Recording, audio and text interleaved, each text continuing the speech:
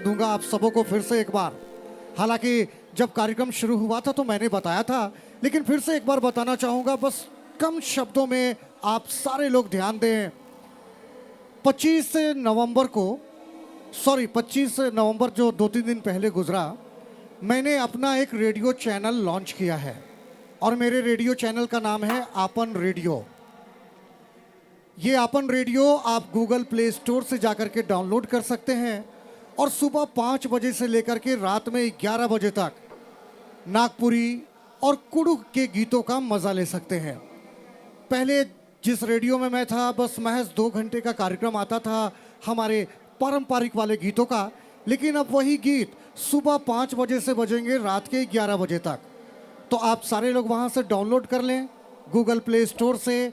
मेरे रेडियो का नाम है आपन रेडियो। और उकर बाद बिहाने से लेके रात तक रोरे मजा लेते रहो अपन पसंद वाला गीत कर।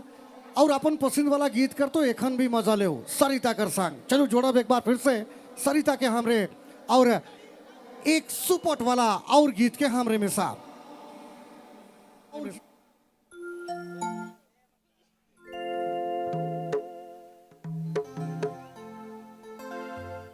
हेलो